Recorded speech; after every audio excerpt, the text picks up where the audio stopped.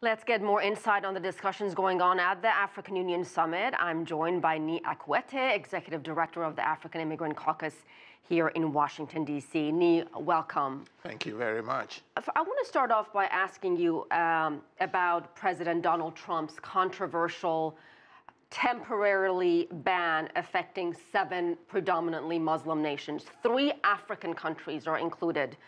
Sudan, Somalia, and Libya. How much do you believe the ban and these 3 African nations, and frankly the rest of the countries involved, are dominating the discussions here? Oh, they are at the African Union. You know, one of the other things the union did was actually they have a commission that runs the organization, and there's a chair of the commission. It had been Mrs.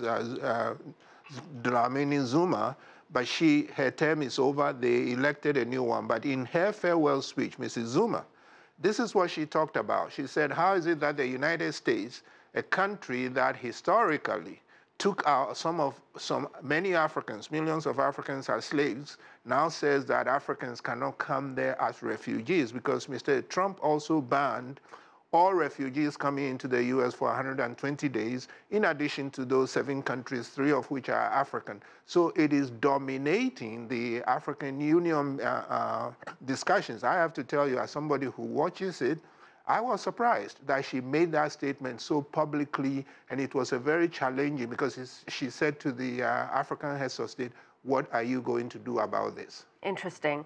The head of the African Union also criticized Trump, and that's the person you're talking about, yes, saying it presents one of the greatest challenges for the continent, and I believe that was a quote. Okay, yes. Let me move on to some of the other issues on the table, from fighting Boko Haram, economic issues, regionally in Africa. What is dominating the discussion?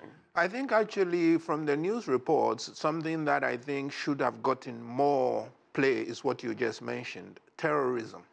The Africans have been very concerned about terrorism. You know, when this meeting started, I went back and did, some additional research. 2 years ago in Equatorial Guinea, they said terrorism was their #1 issue, because that was when Boko Haram hit the Nigerian capital, Abuja. So then President Jonathan flew back, left the summit, and went back to Abuja, and they said, look, terrorism is our issue.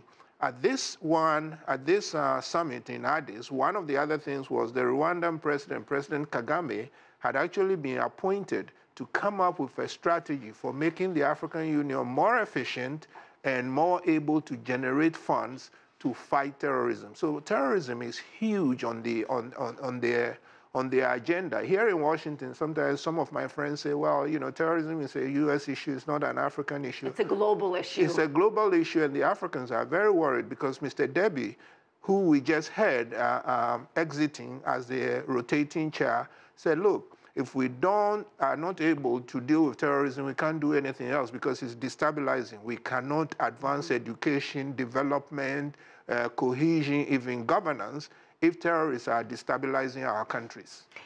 Let me ask you about Morocco, yes, rejoining the African Union after more than 30 years.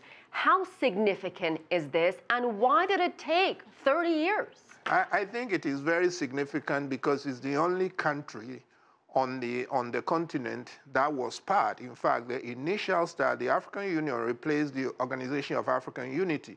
So when this started, Morocco was one of the founding nations. It signed the original papers, but in 1984, 33 years ago, they left, and they left because of the Western Sahara, which is a disputed territory. A disputed territory right next to Morocco, but also next to Mauritania and Algeria.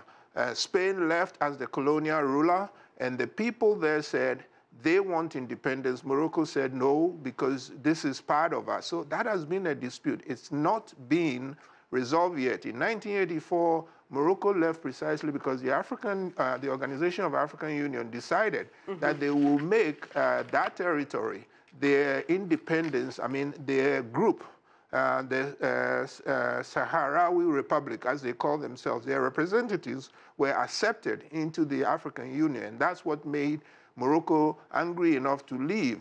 But they saw that this is my speculation, this is what I see, being outside the African Union has not improved their chances because their voice is not being heard. So now they are back in after 30 years. After 33 years. 33 years. To push the fight. It looks like they are making some headway, but the issue is not resolved. So I expect to see some conscientious unfortunately, debate. I am so sorry for interrupting you, but there's so many complicated issues, but we got to leave it there. Nii Akuetteh, thank you so much. My pleasure. Thank you.